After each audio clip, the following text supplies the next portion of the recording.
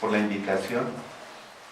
Segundo, después de la excelente ponencia de la doctora Patricia Pita, a quien también conozco desde hace mucho tiempo, pues les agradezco a ustedes la invitación para mirar lo que es el autismo y trastornos del espectro autista y la conectividad. Esto vamos a cambiar el chip porque va a ser un poco más cuantitativo, más medible, más al estilo de este lado. Entonces, tenemos que la evidencia se habla de que hay anormalidades neurobiológicas en el autismo, en el trastorno del espectro autista, y están asociados con, primero, cambios en la citoarquitectura, segundo, cambio con la organización neuronal, que pueden ser determinados por factores genéticos, ambientales, que ya no decimos ambientales, sino epigenéticos, lo que está alrededor, e inmunológicos, y que finalmente van a producir un trastorno en la conectividad cerebral y la sincronización córtico-cortical, córtico-subcortical.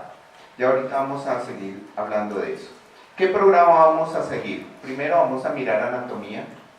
Segundo, lo que es conectividad, y hay estudios que miran conectividad como la tractografía que se están haciendo. Y tercero, vamos a mostrar un paciente que se evidencia o se muestra lo que está reportado en la literatura en un paciente en nuestro medio. Entonces, vamos a mirar esta estructura que se llama lóbulo frontal, y aquí también hay una parte importante que dijo la doctora Pita al final de la presentación, en esos 8 ítems repetidos, que es funciones ejecutivas y cognición social.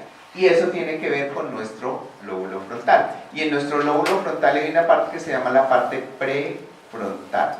Y en la parte prefrontal es importante la parte dorsolateral, la parte órbitofrontal y la parte medial. O sea, lo que está dorsolateral de medio lado, la parte medial o en la mitad hacia adentro del lóbulo frontal, y lo que está abajo, que es la parte órbitofrontal, que es lo que vamos a ver. Entonces tenemos nuestra corteza prefrontal, corteza dorsolateral, que va a un lado, la frontomedial, que va en la mitad, y la orbitofrontal, que va abajo. La dorsolateral, ¿qué va a hacer? Entonces es filogenéticamente la más grande, está relacionado con la parte corteza motora, premotora, dorsolateral y la parte anterior. Y eso anatómicamente, ¿cómo se va a ver? Relacionado a la corteza motora y premotora con la parte planeación y organización, ejecución secuencial de los movimientos y de acciones complejas. Esto es importante porque precisamente, por ejemplo, en la batería de neuropsicológica de la doctora Ángela, se hacen muchas cosas de secuencia motora. Entonces, eso me estaría mirando esta partecita. Ahora, también la corteza motora suplementaria estaría mirando la selección y la preparación de los movimientos y la parte posterior de la ejecución de los mismos. Si miramos la parte dorsolateral, entonces está relacionado, que es lo que decía la doctora Pita, muy cierto, yo también soy hincha de eso, que es una de las cosas más importantes, que es planeación, secuenciación y organización, flexibilidad mental, generación de hipótesis, estrategias de trabajo, seriación y secuenciación, todo lo que nosotros hacemos, pero la parte más anterior de ese lóbulo prefrontal, que vendría a ser esta de acá, del lóbulo prefrontal dorsolateral, está relacionado con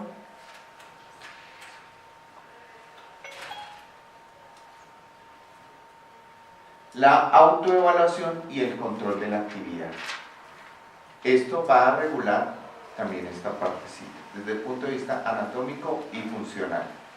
Si miramos la corteza orbitofrontal, la que está en la parte más basal de nuestro lóbulo frontal, está relacionado con la parte más o sea, la parte más antigua desde el punto de vista corteza cerebral, está relacionado con el sistema límbico y está relacionado con el procesamiento y regulación de emociones, estados afectivos, así como el control de la conducta. La parte órbitofrontal, que aquí tenemos unas estructuras de unos números, esas estructuras de los números que lo hizo Gottman, está relacionado con la detección de situaciones y condiciones de riesgo, mirar lo positivo y negativo de las emociones y hacer la relevancia emocional con relación a eso. La parte medial Aquí tenemos este numerito que está relacionado con el famoso cíngulo y está relacionado con la regulación de agresión y estados motivacionales.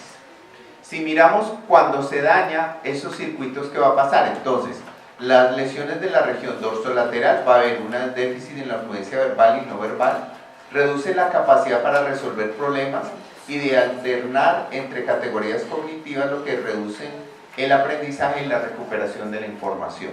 Si es la parte orbitofrontal, entonces es la parte desinhibida e irritabilidad. Y la parte medial es lo contrario a la parte orbitofrontal. Si yo tengo una lesión de la parte orbitofrontal, empezaré a hablar, haré cosas inadecuadas, haré actividades inadecuadas. En cambio, si tengo una lesión de la región medial, estaré inhibido, apático, callado. Hay que mirar qué es lo que estamos tramando, mirando a esa parte anatómica entonces y estructural. Entonces vamos a mirar lo que es columnas cerebrales y lo que es inhibición y excitación. Pero hay que tener en cuenta que hablábamos de la parte de inflamación. La parte de inflamación en el cerebro está relacionada con la microglia. Y esta parte de microglia está relacionada con la neurona. Entonces hay una relación en los pacientes con trastornos del espectro autista que tienen una alteración en la densidad de la microglia. O sea, hay una relación en la parte inflamatoria. Y estamos relacionados de la corteza prefrontal, la parte del cíngulo que habíamos dicho, la parte orbitofrontal medial y el giro fusiforme de la parte frontal. Esto acá tenemos la referencia. Y se han visto que hay unas etapas críticas en el neurodesarrollo, y esas etapas críticas en el neurodesarrollo están relacionadas con producción de lenguaje y habilidades sociales. Volvemos a la cognición social, relacionados con la corteza frontal, y esto sucede entre el primer y tercer año de edad, que coincide más o menos con el momento en que aparecen los síntomas conductuales en pacientes con el espectro. Si miramos ya la parte microscópica, entonces tenemos aquí nuestra neurona piramidal, una microcolumna y todas las columnas. ¿Qué quiere decir? Que hay una alteración en las microcolumnas, que es lo que se ha llamado una mini columnopatía, que es simplemente una alteración en el número de las mini columnas, y lo mismo en la parte del grosor de esas columnas. ¿Y esto qué relación tiene? Pues que estas mini columnas están alteradas en las neuronas piramidales de unas capas de nuestra corteza cerebral. Y estas capas de la corteza cerebral del lóbulo frontal son las que están relacionadas con ese circuito, con el tálamo. Entonces algunos hablan dentro de la fisiopatología de la enfermedad del espectro autista que hay una alteración en el circuito tálamo cortical, tálamo frontal, y eso ha hecho que algunos miren eso como un target hacia los manejos, y ahorita más tarde vamos a retomar eso. Además de eso, no solamente en la parte columnar, estamos relacionados, que eso está relacionado con la parte excitatoria e inhibitoria. Entonces eso va a alterar esas alteraciones estructurales en las mini columnas, unas alteraciones en las proyecciones de los circuitos locales y inhibitorios y excitatorios. En la corteza cerebral, esa parte inhibitoria está relacionada por nuestro principal neurotransmisor inhibitorio, que son el GABA, y esta parte inhibitoria representa más o menos el 21% de nuestra población neuronal. Entonces aquí viene otro concepto de esta parte inhibitoria, porque después vamos a hablar de plasticidad cerebral y qué cosas se están haciendo para eso. Habíamos hablado de los periodos críticos, y esos periodos críticos están relacionados con el aumento en la capacidad de la plasticidad cerebral, y lo mismo como esta parte GABA va a influir en esa plasticidad relacionada con la plasticidad excitatoria o no excesiva, lo que se traduce con aumento en la ansiedad y en las complejidades de los axones, finalmente relacionados con la poda y eliminación de la sinapsis. O sea, y hay una respuesta microscópica. Y esa sinapsis, nos vamos a una parte de la neurona, del axón, que se llama las dendritas. Y esas dendritas en los pacientes con trastornos del espectro autista están relacionadas con, en las células piramidales, sobre todo en la parte frontal, que es lo que más se ha estudiado, y hay una alteración en el desarrollo de esas espinas dendríticas. Por lo tanto, hay una alteración en la sinapsis y eso va a hacer la alteración en la inhibición y en la excitación. Entonces, lo que tenemos es que hay cambios en la morfología y en la fluctuación excesiva en la longitud y en la forma de las espinas en los pacientes con el espectro, y además se va a ver traducido con una labilidad sináptica. Cambiando de tema, entonces esto era muy molecular.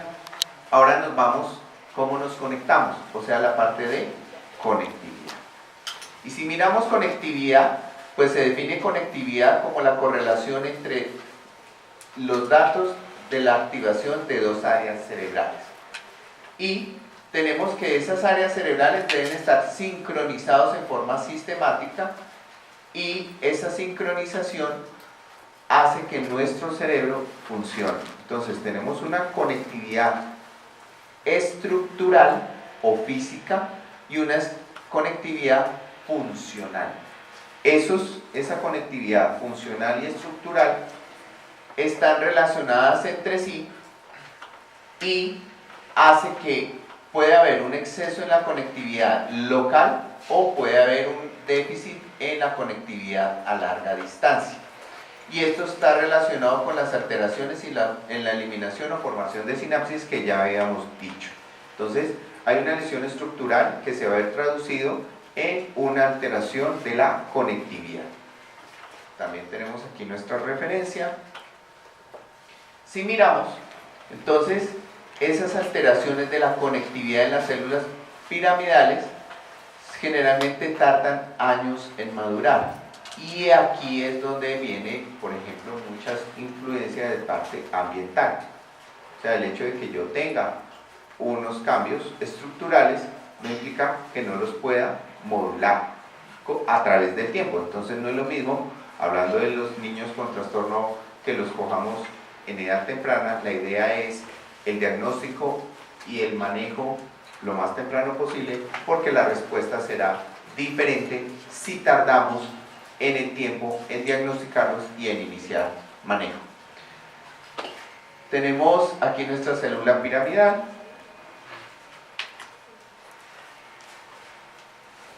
Y como estamos hablando de conectividad, entonces muchos se dicen que cuando me quedo sin el internet y también sin el celular, muchos de ustedes, yo casi no manejo el celular. Entonces estamos hablando de conectividad estructural y conectividad funcional, pero están relacionadas entre sí. Y obviamente entonces esta conectividad cerebral me va a mirar cómo se van a unir diferentes regiones del cerebro, cómo se van a unir diferentes neuronas, las propiedades biofísicas estructurales asociadas, y esto me va a traducir cómo está la fuerza y la efectividad sináptica en ese lugar.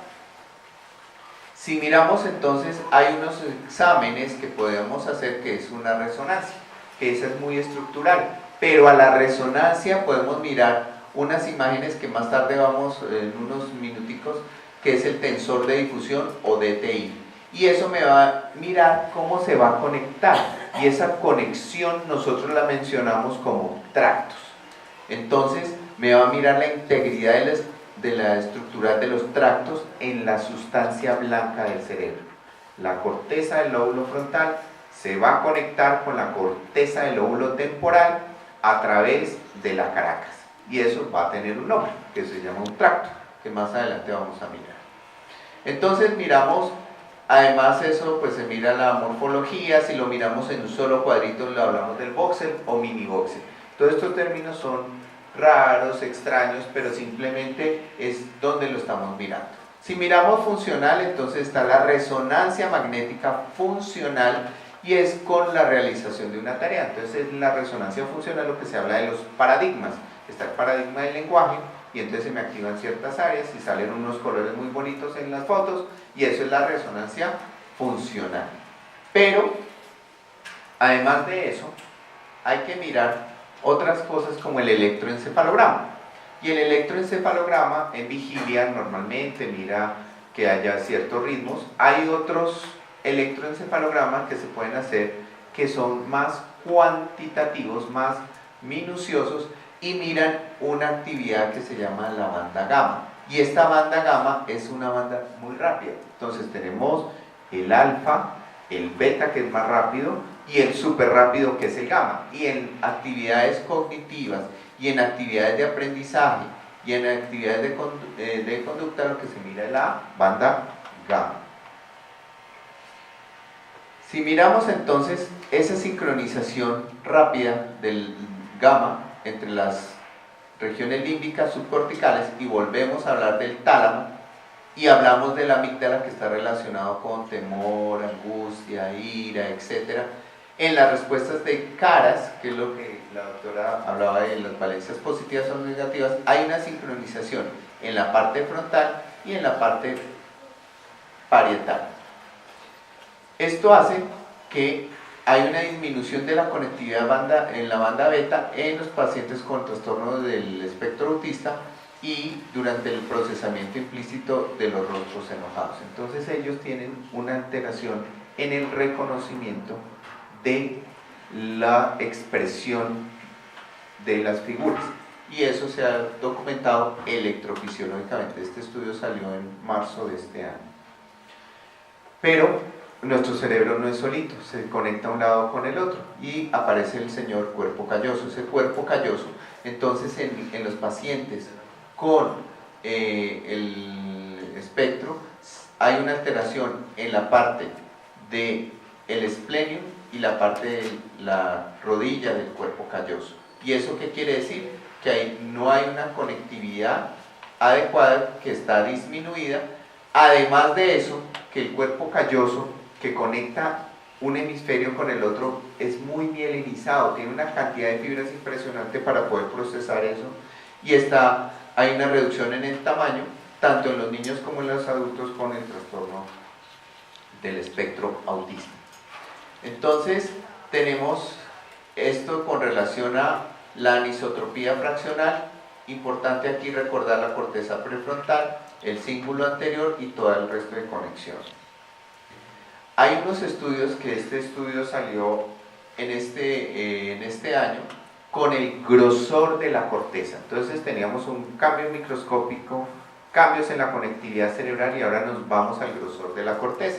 Si miramos arriba, estos son sujetos normales y acá sujetos con trastorno. Hay cambios en la parte de la corteza cerebral y en esa parte, que vamos a concluir parcialmente. Entonces, que en las personas con trastornos del espectro autista hay una alteración en la parte inhibitoria de la corteza cerebral, especialmente por la organización de las minicolumnas. Que esta parte del neuropilo y esta parte de inflamatoria y esta parte está relacionado con procesos inhibitorios y que eso refleja una alteración a nivel de las sinapsis. Si miramos, además de eso, un estudio con la conectividad, el grupo de Pittsburgh dijo que entre las áreas temporales y parietales, así como en la parte prefrontal, medial y orbital, están relacionados con la teoría de la mente, como yo interpreto la expresión del otro. Si miramos en el espectro autista, muchas cosas que salieron inicialmente fue con la teoría de la mente. Entonces, entre la corteza del cíngulo y las áreas parietales son fundamentales para la respuesta de las respuestas inhibitorias, y en la parte dorsolateral y parietal inferior están relacionados con funciones ejecutivas. Todo esto entonces nos explicaría cómo es la manifestación clínica y en qué cosas se podrían intervenir.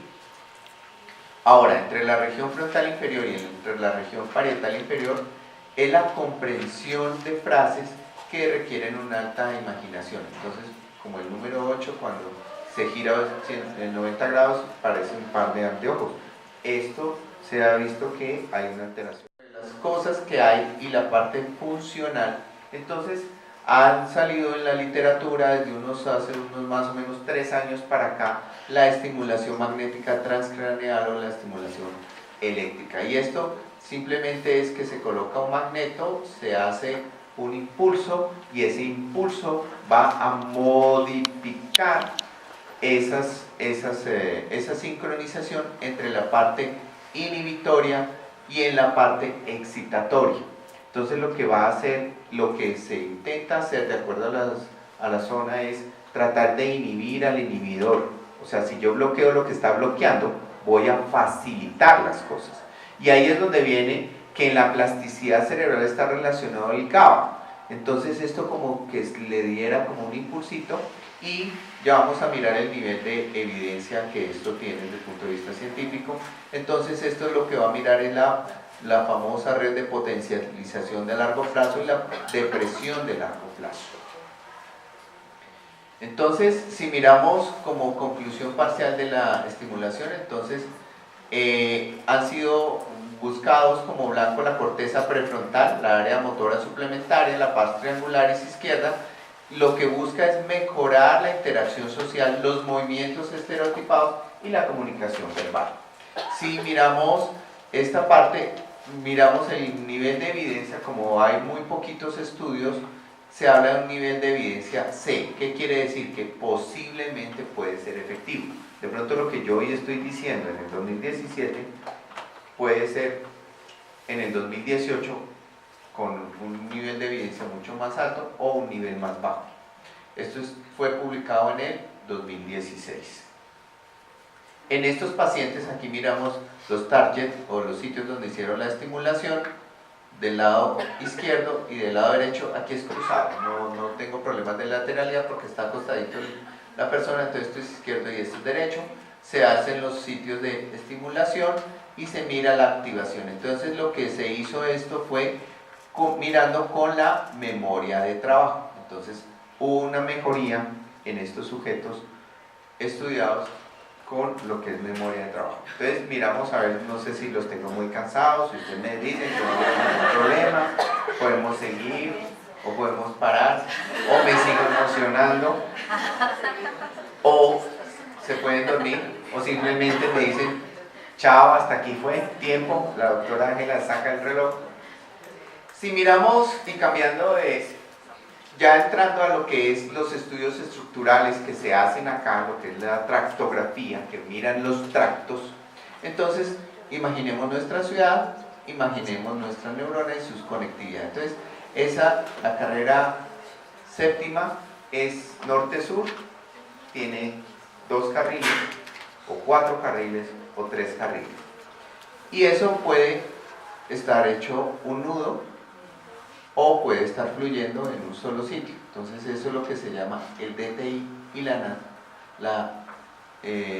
isotropía de difusión o la anisotropía de difusión, que era el término que yo les estaba dando. Esto tiene mucho más principios físicos, pero para hacerlo entender. Entonces tenemos Bogotá, lunes, 4 de la tarde, llovió. Entonces va a ser de 0, se va a mover 0. Y por lo tanto la conectividad pues va a ser nula. Usted no va a poder pasar. Pero en cambio, mañana, 9 de la mañana, autopista norte, entonces usted va a fluir.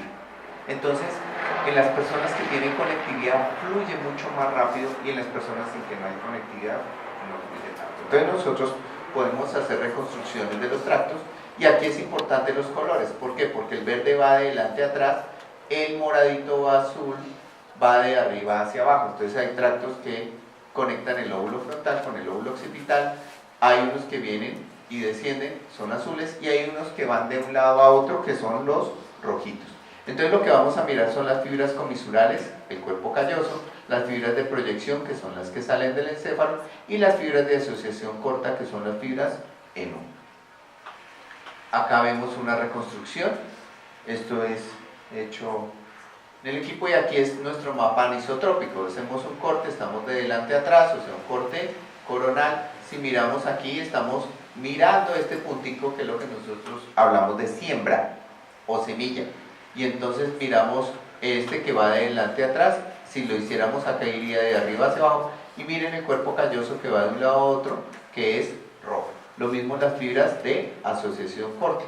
Lo podemos también mirar acá, aquí no se ven bien los números, pero pues nosotros miramos esos números. Entonces podemos hacer una reconstrucción en 3 dimensiones, que aquí vemos todas estas fibras que van saliendo y miren lo tupidito, allá es donde va el mensaje. Y podemos mirar el fascículo longitudinal superior, que tiene 4 segmentos y va a conectar el lóbulo frontal con el lóbulo temporal. Entonces aquí hay una partecita que tiene varios componentes, tiene uno horizontal o delante y atrás, que es el verde, uno que es transverso o de un lado a otro, que es rojito, y otro que desciende, que es azul. Entonces por eso se ve así. Y ahí está el fascículo arcuato. Por eso nosotros pensamos algo y lo vamos diciendo, pero eso sucede en milisegundos. ¿Por qué? Porque tenemos bien los 6 carriles funcionando de nuestra autopista. Y si lo hacemos una reconstrucción, aquí lo hacemos y lo vemos. Hay otros fascículos que van a conectar el lóbulo temporal con el lóbulo frontal, que es el fascículo uncinado, que no viene al caso hoy, que en patologías como la demencia frontotemporal, unas variantes del lenguaje, se puede ver. O está el fronto-occipital inferior, que fíjense y verá cómo va del lóbulo frontal al lóbulo occipital, y es verdecito porque va de delante a atrás. Hay otro que es el longitudinal inferior, se los menciono. Y miramos, entonces le hicimos una tractografía a un niño del espectro, un niño con un funcionamiento aceptable, y lo comparamos con un sujeto control. Entonces, si ustedes miran, este es un corte de medio lado, que es un corte sagital. Si miramos aquí lo que veíamos, las fibras de asociación corta, aquí se ve llenito o tupidito, y aquí se ve disminuido. ¿Dónde se ve disminuido? Sobre todo en la parte frontal. Y en la parte que habíamos dicho, en la parte dorsolateral. Dorsolateral, función ejecutiva, secuenciación, planeación y organización, que también lo mencionó la doctora Pita, y es lo que se habla en estas evaluaciones de estos niños. Si lo miramos en un corte coronal, o sea, adelante y atrás, miren la diferencia entre las fibras de asociación corta, más de un lado, que es el lado derecho, con relación al lado izquierdo. Y fíjense, verán que aquí va hacia el lóbulo temporal. Si miramos hacia el lóbulo temporal, como digo yo, está mochito, está amputado, no está. Entonces, si le hacemos la reconstrucción con colores, para hacerlo más bonito, entonces fíjense, verán las fibras de asociación corta en el lóbulo frontal están disminuidas. Ahora, si miramos el cíngulo anterior, que es la parte anterior del lóbulo frontal, en la parte medial, fíjense, verá lo delgadito que se ve. Obviamente aquí están los números, pero pues el mensaje que quiero dejarles es el grosor. Y es más la reconstrucción, pero habíamos hablado de nuestro cuerpo calloso, y fíjense, verá que el cuerpo calloso era rojo. Entonces, comparen la parte, esto es anterior o lo de adelante y esto es posterior. Entonces fíjense, verá la parte posterior y miren la parte anterior. Y la parte anterior va a conectar nuestros lóbulos frontales. Y miren las fibras de asociación, como se ven diferente de aquí a acá. Y si lo miramos en un corte sagital, nuestro lóbulo frontal, entonces miren este lóbulo frontal cómo está disminuido. Si lo miramos de frente, entonces miramos las fibras de asociación. Estas se ven del lóbulo parietal, esta es la parte posterior del cuerpo calloso, y esta es la fibra de proyección, que son las fibras que salen del cerebro, que hacen que nosotros podamos mover el brazo, las piernas, que eso pasa en ellos. Entonces, lo que quería mostrarles hoy era lo siguiente. Primero, pues espero que no haya estado muy aburrido, muy anatómica, muy estructural, muy cuantitativo, muy minucioso, pero lo que quería mostrarles es cómo algo bioquímico nosotros lo podemos medir, además de que existen herramientas como lo de la estimulación, que ustedes lo han leído o lo leerán y de pronto les llamará la atención, pero si ustedes saben más o menos el principio y por qué y para qué, se le encuentra la lógica a las cosas. Entonces, pues nos quedan muchas cosas por aprender, muchas cosas por estudiar, Muchas gracias por su atención, muchas gracias por la oportunidad que me dan de mostrar estas cosas que no se hacen en todos los hospitales del país. Tenemos la fortuna de que se puede hacer en el hospital, uno de los hospitales donde estamos, y ahí es donde hablábamos de lo del canguro, que nosotros podemos cuantificar el grosor de la corteza cerebral de los canguros a largo plazo, que eso es lo que estamos haciendo. Es una cosa muy linda y es el software que yo les mostré, todo eso es hecho aquí en el país. O sea, eso es de la Universidad de los Andes en asociación con el hospital. Muchas gracias por la atención y preguntas. Enroscando. Esa enroscada necesita una serie de moléculas y se llama el proceso de metilación. Resulta que la dieta con gluten va a alterar el proceso de metilación. Lo mismo, por ejemplo, el azúcar blanco, por los radicales sulfidrilos, va a alterar eso. Entonces, hay estudios que que las pacientes con una dieta baja en gluten va a generar cambios, porque si tenemos una lesión estructural de base, y esa parte, nuestras neuronas se hablan físicamente y bioquímicamente, y esas sinapsis bioquímicas pueden ser modificadas por simplemente eso. Eso es la explicación que se le da. Y eso es lo que se habla, además en libros como Nuestro cerebro de pan, que como muchas cosas el gluten modifica cosas en nuestro cerebro que van a modificar cosas en nuestra conducta o en nuestra forma de procesamiento de pensamiento. Sumado a que nosotros, por lo menos yo soy muy indígena, entonces el gluten viene de los egipcios y viene del trigo, entonces nosotros genéticamente tampoco estamos para eso, entonces, pero sí para el maíz, entonces nosotros podemos, y además se les cambia a los muchachos con el trastorno del espectro, y hay cambios no inmediatamente, sino a mediano y largo plazo con el cambio de la dieta. Lo que estamos hablando, la parte epigenética o ambiental puede modular una parte genética. No sé si le respondí, no si la confundí. Si alguien más tiene...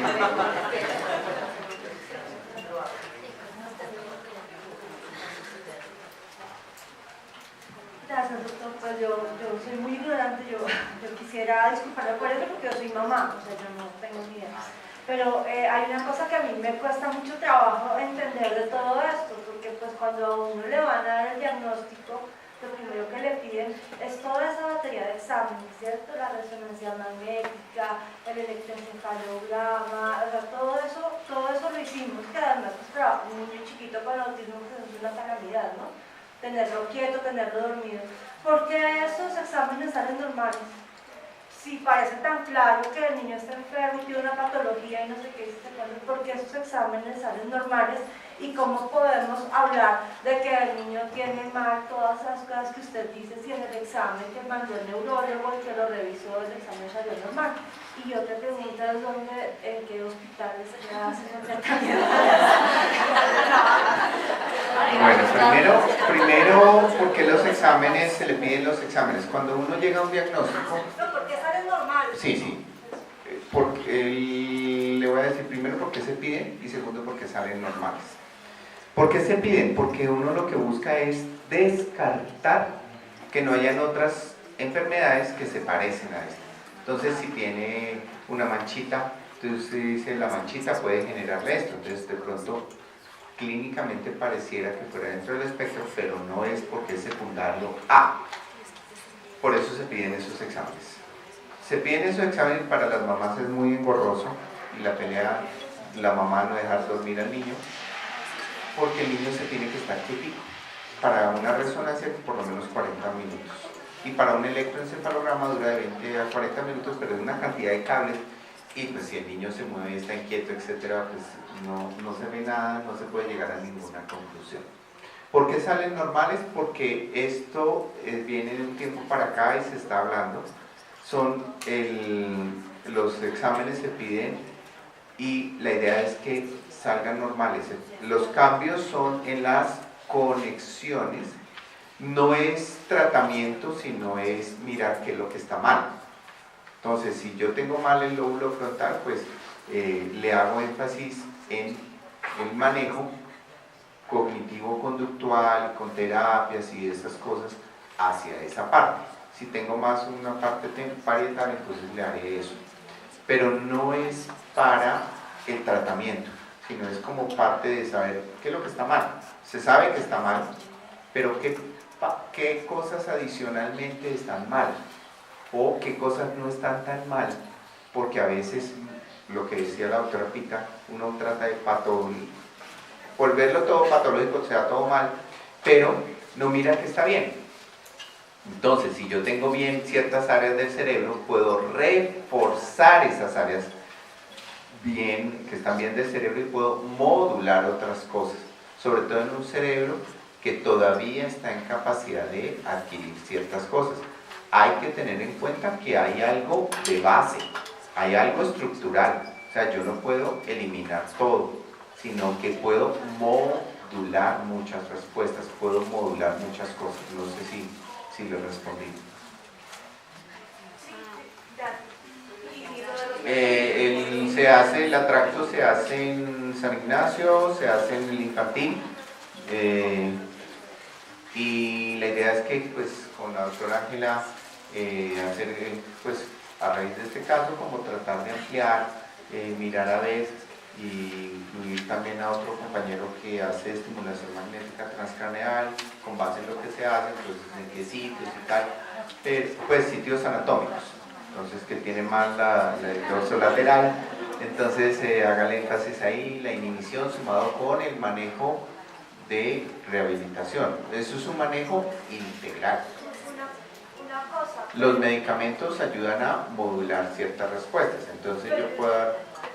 Y si el examen salió bien, o sea, el examen salió bien, la resonancia magnética está bien, que es lo que uno oye en la mayoría de los casos. Claro, y es lo que uno espera, que esté normal.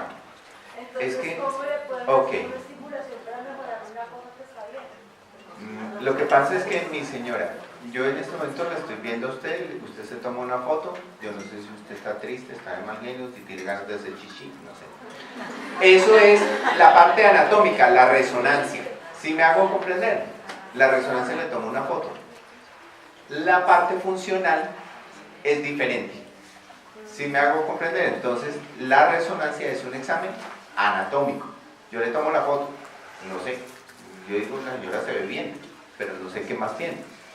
La parte funcional son esos otros estudios. Entonces, de hecho, siempre se debe hacer una resonancia, siempre se debe hacer un electro, y lo que uno espera es que esté normal. Bueno, sino que con el paso del tiempo que ha venido, se han buscado otras cositas y por eso han salido estos otros estudios. En unos años, en unos meses saldrán otros seguramente. Y ya estos ya quedarán como parte del olvido porque esto está evolucionando mucho. Bueno. Creo que estoy sobre el tiempo. Ay, doctor, qué pena. ¿Me puede, por favor, repetir el nombre del examen? Tractografía. Tractografía, gracias. No, era básicamente con respecto a la medicación. Porque hemos visto que pues, psiquiátricamente se manda cierta droga, pero no se mira la base real de lo que se necesita, de que hay que mirar y evaluar la condición de estímulo que ha tenido la persona. ¿Sí? Entonces, ¿de qué manera uno como madre puede regular ese proceso? Porque es que no es lo mismo que uno le den una pastilla que le den un parto. ¿Sí? Bueno, primero nosotros, como bien lo decía la doctora Pita, tenemos pacientes y no todos los dedos de la mano son iguales. O sea, la parte ambiental puede modular ciertos comportamientos, pero a veces necesitamos el refuerzo de la parte bioquímica. Los medicamentos, por ejemplo la risperidona, actúa sobre ciertas sustancias químicas o neurotransmisores que va a hacer que disminuya la actividad motora, por ejemplo. Si yo le disminuyo la actividad motora y lo pongo en un proceso de rehabilitación, pues le estoy facilitando la rehabilitación. Pero si lo pongo en un proceso de rehabilitación y el niño sube, baja, no voy a lograr nada. Entonces, Y hay que individualizar. Si usted me da una quetiapina a mí o una risperidona, yo puedo quedar fundido, pero la doctora de pronto ni la hace ni cosquillas. Entonces la doctora necesita 2 tabletas, yo necesitaría un cuartico. Pero eso depende de cada paciente y de cada circunstancia. En relación con la medicación, ¿qué tan recomendable es medicar a un niño desde edad temprana y que de alguna manera le empieza a generar tolerancia? ¿Qué se podría hacer? ¿Se sigue medicando mucho más o...? Lo que pasa es que hay que individualizar. ¿Qué es lo que yo busco con una medicación? Si el niño convulsiona, pues es disminuir las convulsiones. Si me hago comprender, todos, hasta un Dolex tienen el potencial de un efecto adverso. Todos tienen. Entonces, en el momento en que uno está en consulta, toma la decisión de acuerdo a cómo ve el paciente, lo que le cuentan y cuál sería el objetivo. Entonces, yo, como volviendo al ejemplo, le quiero disminuir la inquietud motora para facilitar, le quiero mejorar el patrón de sueño, le quiero quitar las convulsiones, mejorar el patrón de sueño porque tiene invertido el ciclo vigilia-sueño, entonces escojo el medicamento y escojo la dosis. A veces en esta población hacen un efecto paradójico, que eso es otra cosa también importante de discutir. Yo le doy un medicamento para que pueda dormir por la noche, no se le da uno y no duerme. Eso puede pasar porque partimos del hecho de que hay cambios bioquímicos, cambios estructurales que no son los mismos en todas las poblaciones. Se habla de que las espinas dendríticas, pero en un niño están 3, en otro 5, en otro 100, en otro 1000, en otro 1. Entonces eso también hace que el funcionamiento y la forma de manifestarse la enfermedad, no es la enfermedad, la condición sea diferente. Pero se medican cuando sea necesario. Yo soy partidario de la medicación como parte de la modulación de ciertas conductas. No es la solución de la condición, ayuda a modular. Bueno.